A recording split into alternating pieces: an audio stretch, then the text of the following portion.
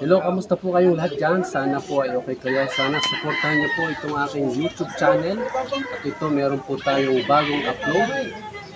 Sana i-share niyo po, like and share niyo po. At salamat po sa inyong lahat. At God bless.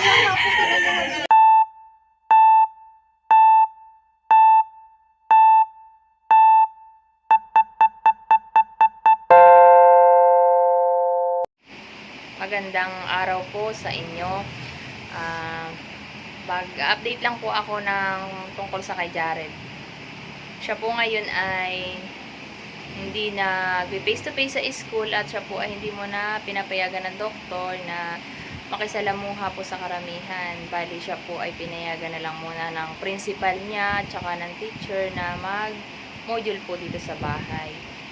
Hanggang hindi pa po siya na transplant. Tsaka pagkatapos mo ng transplant, hindi mo na po talaga siya pwedeng lumabas sa bahay at makisalamuha, po. Tsaka po yung sa nalalapit niya pong kidney transplant, bale sabi po ng doktor dapat ngayong July mabigyan na po kami ng schedule.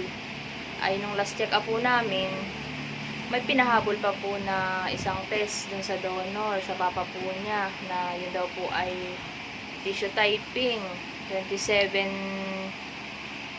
pa po yung kailangan. Pina-quotation po namin sa NKTI, 27 pa po. Tsaka po may isa pang gagawin kay Jared na sa Euro. Kailangan daw po ay masilip yung kanyang daanan ng ihi para daw po ma-sure na okay at walang maging problema pa habang transplant po siya. Dapat po ay ma-clear po ng Euro yun. Kaya hindi pa po kami nabigyan ng petsa ng kanyang operasyon. Pero bukas naman po ay may follow-up ulit siya sa NKTI.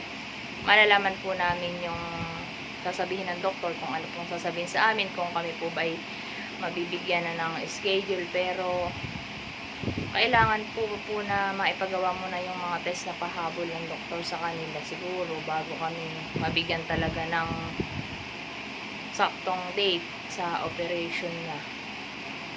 Ako po ay nagpapasalamat sa Team Rowi Lipat dahil nakilala po namin siya sa larangan ng YouTube. Malaki po ang tulong sa amin sa pagpapagamot po ng anak namin, sa mga sponsor po na tumutulong sa amin.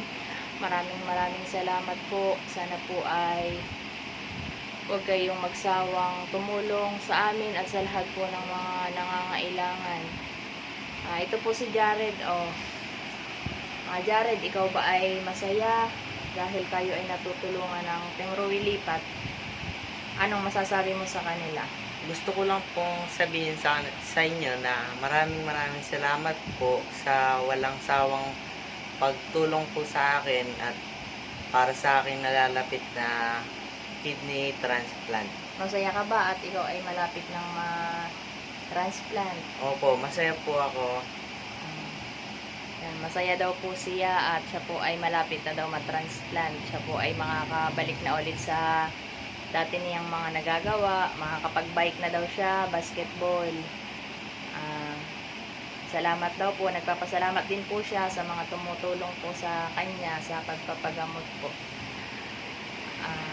Bali, kami naman po ay halos konti na lang yung kulang para po talaga kami ay mabigyan na ng date.